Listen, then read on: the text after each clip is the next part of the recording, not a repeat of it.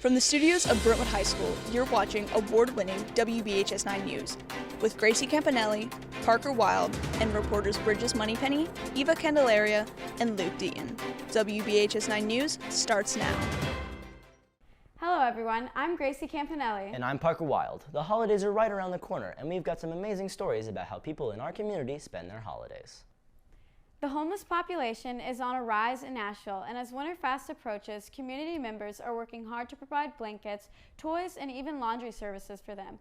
Luke Deaton met with a member of a highly active group leading the charge to keep these folks safe during the colder months. The homeless population in Nashville has been on the rise, increasing by 11%. There's a lot of people that need help. Lisa Cook started an organization called Sacred Sparks to help out.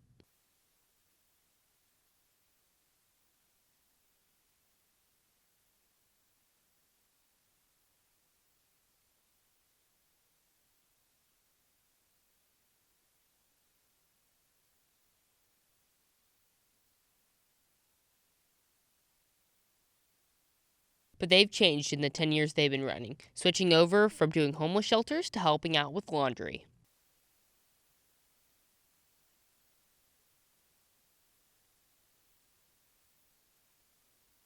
Sacred Sparks does everything they can, and they try to help out as many people as possible.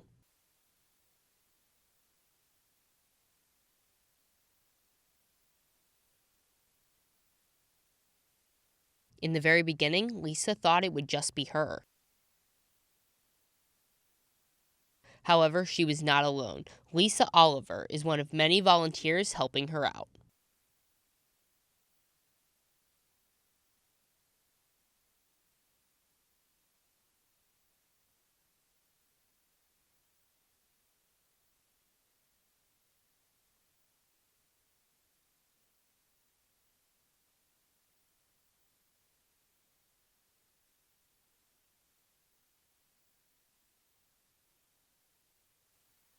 Lisa loves the hospitality that she can provide for all of the friends she's made.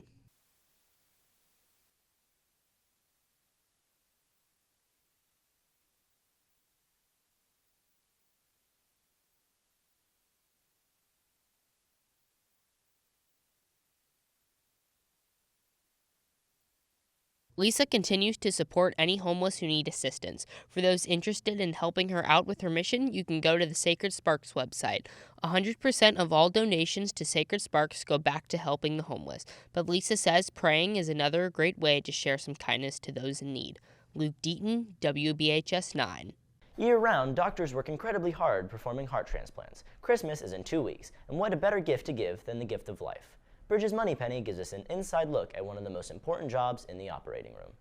For the last 3 years, Vanderbilt has been the #1 heart transplant center in the world. Last year, having completed 146 adult and pediatric heart transplants, Vanderbilt strives to break that record this upcoming year.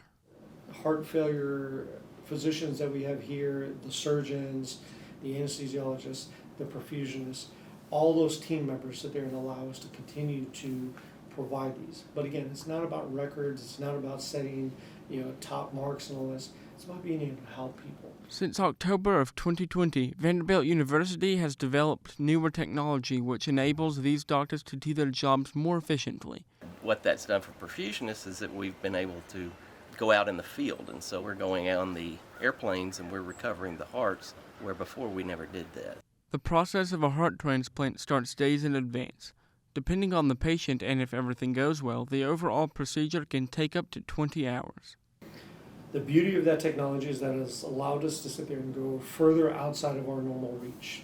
With that heart in the box or the ex vivo technology, it allows us to go to 6, 8, 10, 12 hours, meaning we can go further distances. So it's allowed us to go to Puerto Rico, to New Jersey, Sacramento, Portland, all these places that I've been in this last year, to be able to get hearts that would not be available to these recipients that we have here. With countless risks and rewards, doctors have to consistently remind themselves of the patient's progress and their individual impact on their journey. A lot of times, you work hard and you do everything right, and everybody on the team does everything right, and still things don't always go perfect for the patient. You see someone that is in complete heart failure, they're in their 20s, 30 years old, about to sit there and die, and you give them a heart, and 2-3 weeks later they're walking out of the hospital. Those are the things that sit there and inspire me. There's an endless amount of patients depending on the transplant of a vital organ. The list is continuous and many do not survive the long wait list. This donation after cardiac death has allowed us to sit there and increase our transplant numbers by almost 40%, which sits there and allows 40 more people, 50 more people, 60 more people to get off the waiting list and be able to live again. It's a job for us, but it's a life for somebody else. And those are the things that really reward us when we see these patients who have been turned down by other heart transplant centers come here, and we're like, yes, we can do it for you. I'm Bridges Moneypenny, WBHS 9. That really touched my heart. What a good one. Not to mention, it's Bridges' dad. Speaking of heroic dads, I can't imagine a more important job than being a first responder in one of America's fastest growing cities. This story is especially close to my heart because my own dad is a Nashville firefighter. So I took the opportunity to ride along with him for an evening to give us a look firsthand into the life of a Nashville hero. An average of 98 people are moving to the area per day. With the influx of people comes a dramatic increase of incidents for police officers and firefighters. Michael Campanelli works for the Metro Fire Department and tells his story for us. As a firefighter on the Nashville Fire Department, fires are actually our least most common run. We do gunshots, stabbings, car wrecks, domestic violence, and in a rapidly growing city as Nashville, where we've been growing on an average of 80 people a day, it seems like the most common runs we do are homeless and opioids. Fires may take a physical beating to the firefighter, but the mental that we deal with is much different when it comes to seeing people having to live on the streets and all the drug overdoses that we do. And of those drug overdoses, it seems like it's mostly teens, and that to most of us is a huge problem, especially when you have children of your own that touches home. I loved hearing him talk so passionately about his job. I know I may be biased, but Nashville's lucky to have firefighters so committed to help the city. We have an amazing group of parents at Brentwood High. I know, he's the best. Well, the holidays are the most festive time of the year, but they are tough for many people who struggle with poverty. Second Harvest Food Bank of Middle Tennessee's mission is to make sure no one goes hungry during what should be the happiest season of all. WBHS 9's Jacob Grossman has an inside look at the people behind this organization. Second Harvest of Middle Tennessee has been around for 46 years, and they are currently serving 46 counties. Both the staff and volunteers bring so much enthusiasm to the table, and seeing them at work was an inspiring experience. Getting to balance people that I get to see all the time with brand new people that have never even been to Second Harvest before, it's always a new challenge, and it's really great seeing so many people that are willing to give us their time to help out their hungry neighbors. You just don't realize how many people that are out there that don't have a good source of income or a good source of where that next meal will come from, not only for themselves, but for their families. Second Harvest is working extra hard at this time of the year to ensure that no one goes without a holiday meal.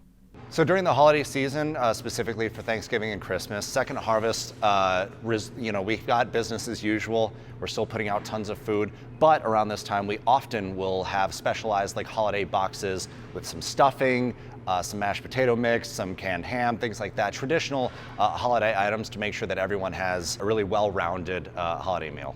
In addition to supplying food to those in need, Second Harvest is busy trying to find more long-lasting solutions to the hunger crisis.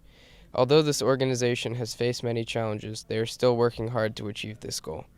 Advocating on behalf of people facing hunger and making sure that we have solutions to hunger is a very uphill battle, and it's a very long-term one.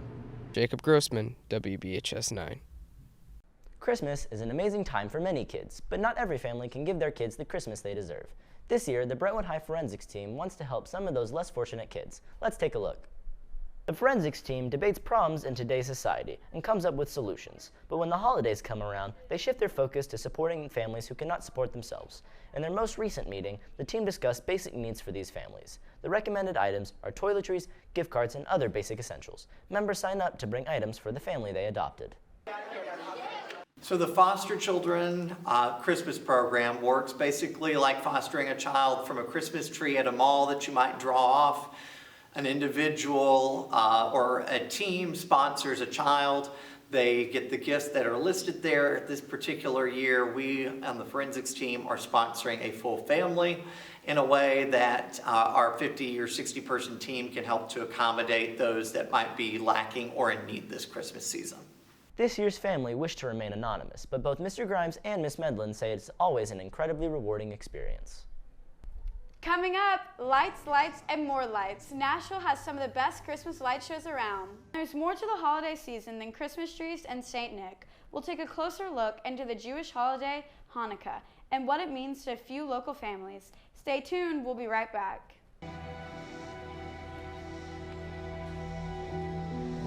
You ready? Go on.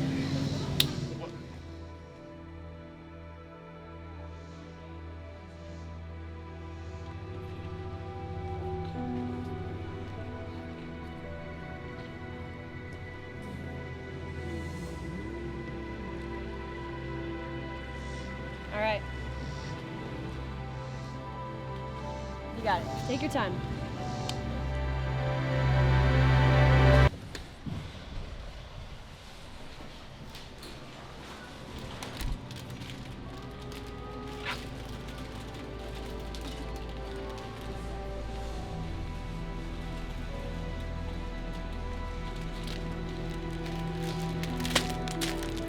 Let's go still. I don't. Go.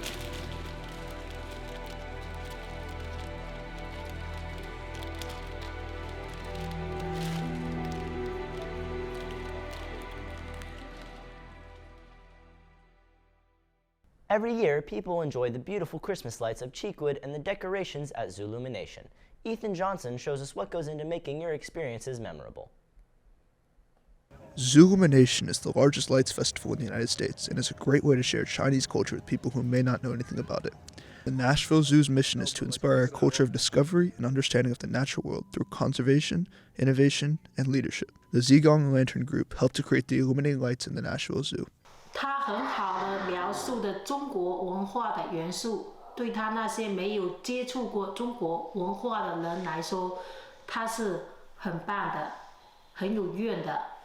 Zoolumination started on November 17th and it goes all the way through January 7th, before starting back up on January 11th and finally ending on February 3rd.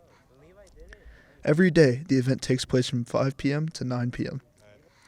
Single night admission during weekdays costs $23 for adults and $19 for kids, and on the weekends, it costs $26 for adults and $22 for kids. Ethan Johnson, WBHS 9. Christmas isn't the only holiday in December. Hanukkah is a Jewish holiday that's filled with food, presents, and most importantly, family. But to Cindy Gold and the Fair family, it's much more. Cooper Ingalls had the chance to talk with them about holidays outside of St. Nick. With Hanukkah beginning today, December 7th, I spoke to Cindy Gold, a practicer of the Jewish religion. She explains the significance of the holiday. The meaning of Hanukkah is religious freedom. You will hear stories that it's about the oil that they found in the temple that was supposed to just burn for one day, but instead, miraculously, it lasted for 8 days, enabling them to clean up the destruction of the temple. And that might be a part of it, and it's why we eat oil-based foods like donuts and potato latkes. But the real meaning of Hanukkah was that they told the Jewish people that they could no longer worship the way they wanted to. While Hanukkah may not be as widely celebrated as other Jewish holidays, other Nashville residents say they have their own unique ways they celebrate. First of all, when the kids were younger, we used to have everybody had their own menorah. So we'd go through oodles and oodles of candles, and each kid that way got to do the whole sequence of the 8 nights plus the shamas, the boss candle. But as everybody got older, we condensed it down to just one menorah, and it's a silver one that belonged to my grandmother. So for starters, that menorah is probably maybe 75 to 100 years old, I'm not sure. Happy Hanukkah to those that celebrate. Cooper Ingalls, WBHS 9. Coming up, the Nashville skate community is rolling into the holidays, and we'll give you some important travel updates from the Nashville airport.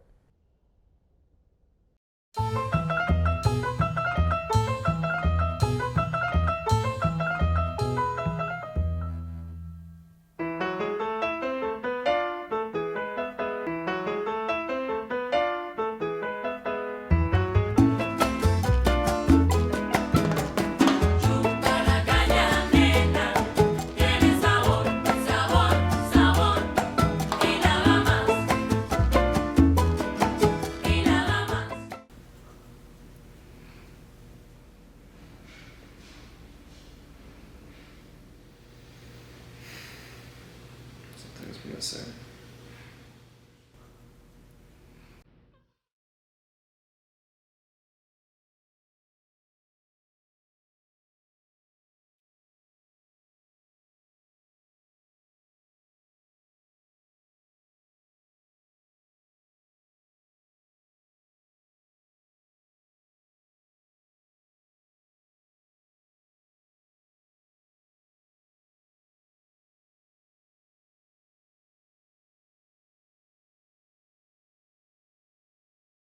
Welcome back. Like many sports, skateboarding is growing quickly in Nashville. What sets it apart, though, is its community. Eva Candelaria explores 6th Avenue and other local skate parks to learn about the people and relationships you'll find inside. Skating is an ever-growing sport thanks to the unique community that it provides. I learned new things by watching other people skate. Like, I see my friend C-Mod, he would do this trick, no comply 180, and I was like, that's pretty cool. So I just went and learned that, and now it's like one of the main tricks that I do. The skate park is full of understanding people who know what it's like to be a beginner and may be able to offer helpful advice. Especially when I was younger, my role model was Joseph Binkley, who's actually the manager of the skate shop now. He was just a big brother figure in my life. I met him here, and he taught me like every trick that I know how to do, and like he's just a great guy like on and off the board. I'd say I've influenced other skaters. I teach camps at the local skate park 6th Ave, and I skate with a bunch of younger kids, and I hope they look up to me in a good way. While it may seem like a hard to get into space, it's really welcoming once you're in there. I've met people that like I never would have met otherwise. I never would have been friends with if we didn't skate together. It fosters a sense of family for people who might not have it, and it's just like everyone who skates together can be friends together, even if you don't know each other. Eva Candelaria, WBHS 9. There's a new terminal at Nashville's International Airport to allow for more arrivals and departures. The new terminal is an extension of the main one. This 8-gate concourse services mainly Allegiant Air and Spirit Airlines. Travelers will still enter the airport at the same main entrance. Then they will ride a new shuttle bus that departs from Terminal C. The ride takes about 5 minutes. Retail shops and restaurants are also available in the new space. Speaking of the airport, here are some useful tips to make traveling easier and less expensive. 49% of Americans plan to travel more this year, so it is important to get to the airport extra early, about 2 hours before your flight. As for car rentals, the prices are predicted to go up 51%. According to NerdWallet, the best time to get a rental car is last minute, as you will get the best deals. But beware, you may not get a car at all if you wait too long. Hotels are also predicted to have a price increase. Experts say the price will increase by 15%. You should book your hotel room at least 2 to 3 months in advance for the best deals. The best check-in days are Friday and Saturday to save a few extra dollars. Have safe travels and pay attention to all the travel advisories before you go. Coming up after the break, a story that have you animal lovers racing to go adopt a pet. I can't wait to see this. Sunny. Yesterday my life was filled with rain. Sunny. You smiled at me and really eased the pain. Now the dark days are done and the bright days are here. My sunny one shines so sincere. Adding a stylish look, smart control, and dimmable everyday light is as easy as screwing in a light bulb with Sync.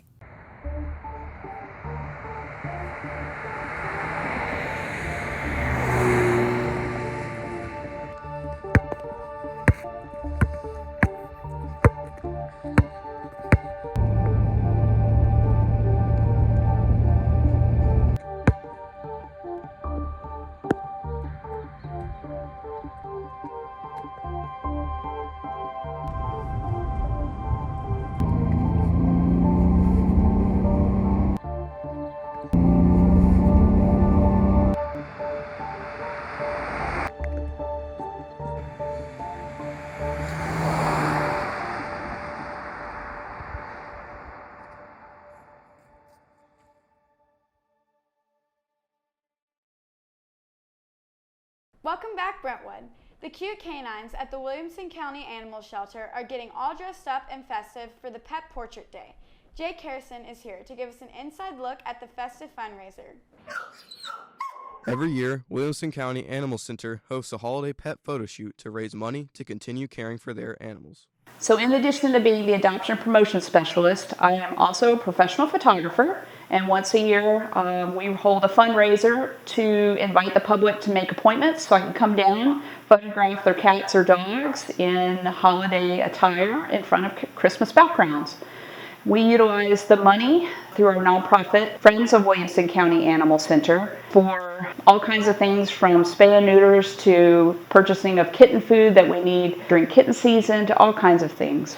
Williamson County Animal Center has holiday fostering coming up. This is a great time for families to experience what owning a pet is like while also giving the pet a home. You can fill out an application online at adoptwcac.org, and then our foster coordinator will reach right back out to you and make an appointment for you to come in, and we'll make sure it's a good match for your home.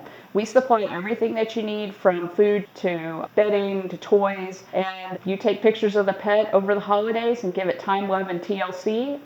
And it's great because you're helping us learn more about that pet, but you're also allowing our kennel techs to be able to spend more time with their families. Williamson County Animal Center is doing a community outreach event for children called Deck the Howls on December 2nd, 3 to 5:30 p.m.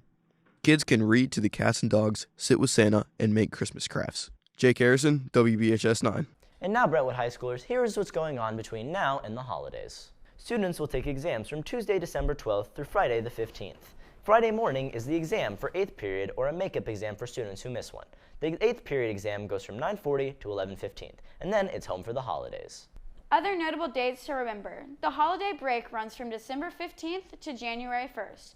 Even though we're on break, the boys basketball team kicks off its annual Christmas tournament on Wednesday, December 20th at Beach High School at 7:30. I'm pretty sure they'd love to have our support.